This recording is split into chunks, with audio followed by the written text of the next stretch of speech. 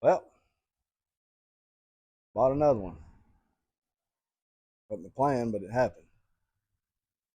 So this one's going to be different though. This one's going to be more the original kind of build since it is original. And I like to keep things somewhat original, I like the old school ways. And this one I'm going to turn into my daily driver. So whether that means build an engine for it that's in tow, or and I want to be comfortable enough to where I can drive it to work every day, have a good time with it, and just enjoy it. Because the 55, I was going to go that way with it. You know, a little radical, but I'll add to that one later. That one's a whole. You just have to watch the 55 series, and that one I'm gonna go a totally different route with. But this one, it's a 1970 C10. It's got a 307, 3-speed on the column, long wheelbase. A lot of people don't like long wheelbases. I like long wheelbases. They don't bother me none. I mean, it's a good old truck, clean truck, original truck.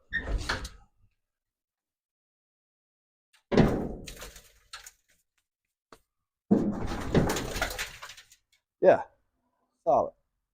Uh, I got a problem with the shifter right now hanging up, and so when I get the shifter figured out, I gotta adjust it. I gotta change the fuel filter out because I think it's clogged. Adjust the shifter, fix the fuel filter. It ain't got no brakes, okay? None at all. Goes to the floor. I gotta fix that. They're drum brakes. It's a six lug truck, drum brakes. But I mean, I'll show you around the truck. It's a good looking truck. I mean, solid, very, very solid. Bought it from a buddy of mine, and he gave me a good deal on it, so I couldn't resist it. But yeah, I'm gonna show you around the truck now.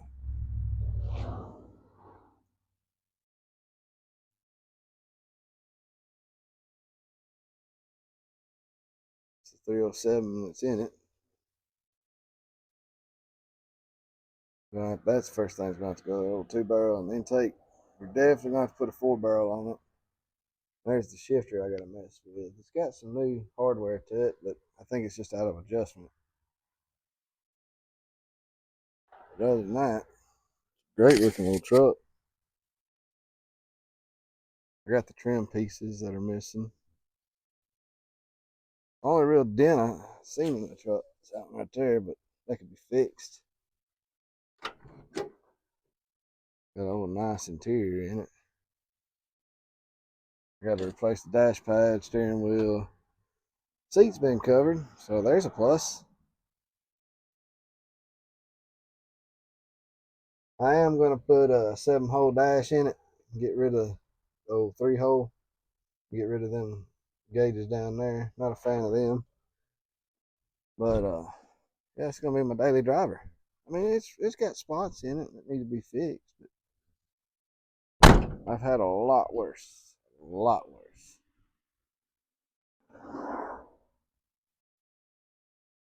The old bed's in pretty good shape. There's a front bumper for it. Tailgate's not bad. Normally I see them they're bowed in or something. I got that trim there too for it, so don't even worry about that. But a good solid builder. I'm gonna show y'all how I adjust this for your 3-speed. It's for your column shift. I already got my collar off. The camera for some reason didn't record, so that's the collar. This piece right here, that hole right there, that bolt hole in there, that's what keeps your bearing in there tight on your shift forks. Alright, see here I got a bunch. I still got a little ways to go. So that's probably why this thing was hanging up. Now you don't want them too tight now, but you want them just where it's going to be adjusted right. So I'll set the camera up and all right. So we got our collar off. I gotta go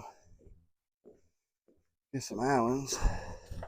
So some people use screwdrivers, other people use these Allen keys. I can't remember which one fits in there the best, which size. Definitely in it.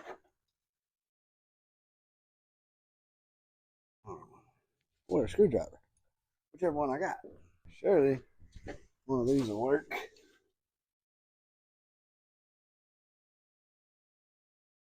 Oh, it feels, it's too loose. I don't know if the screwdriver's gonna work. Nope. Sure ain't, Bill. Oh, it'll probably work. But this will work. It might.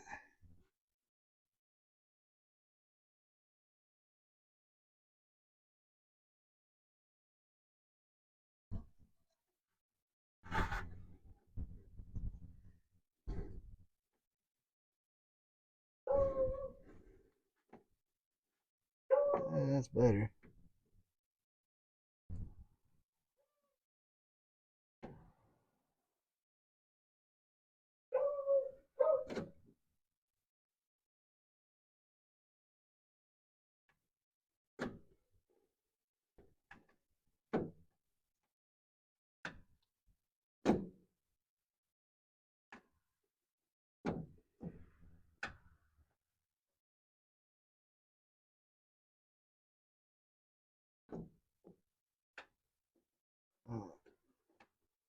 Make sure they're all in neutral too before you really put the beans to it.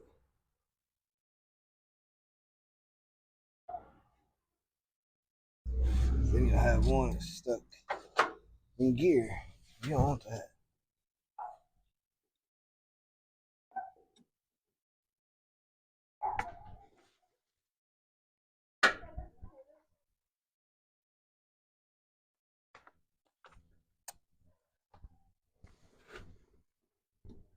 Yeah, you don't want one stuck in gear.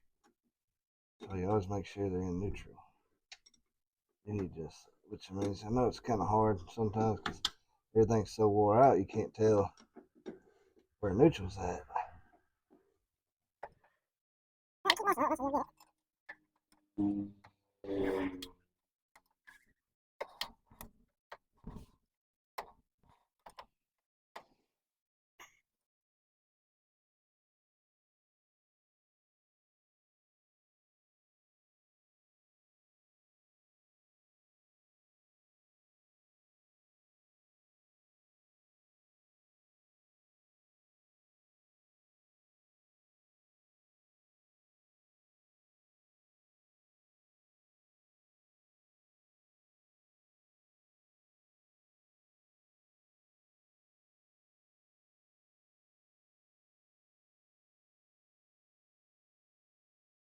Alright, so what you do is take a handy little punch.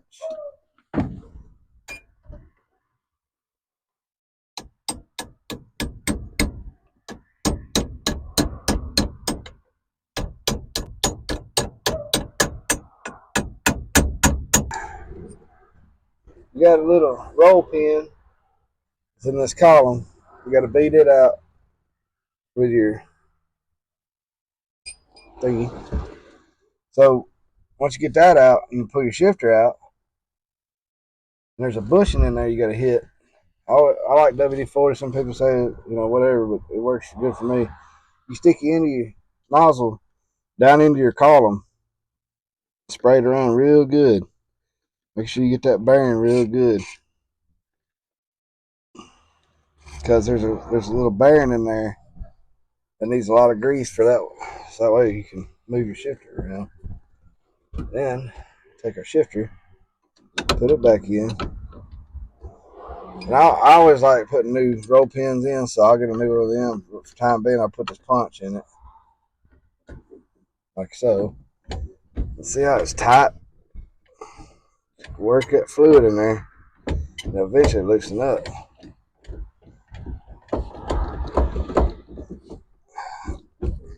first, reverse. Just keep on with it. Keep wiggling it. It'll eventually break loose. Because you want it to where you can just put it back with your finger and put it in gear. Eventually, you keep working with it, you'll get there.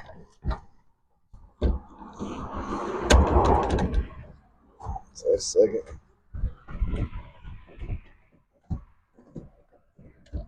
First, reverse, first, reverse, first, reverse. Second, third. First, second, third. Pretty sure. I ain't got no brakes on this rig. Let's see.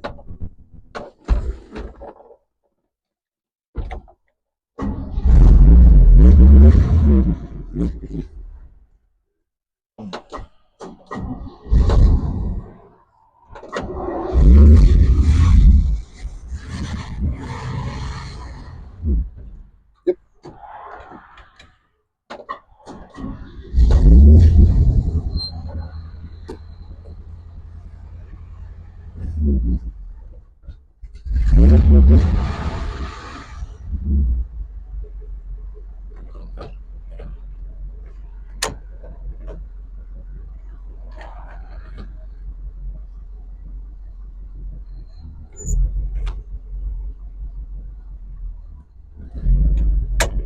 That's it.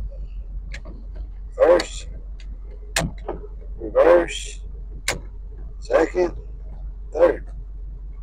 So when you're driving it, you want to be able to pull it towards you, pull it down. That's first.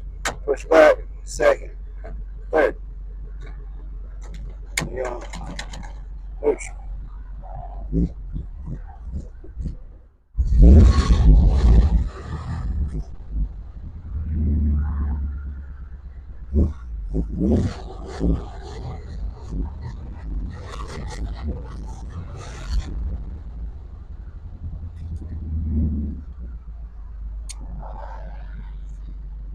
Sounds good, I like it.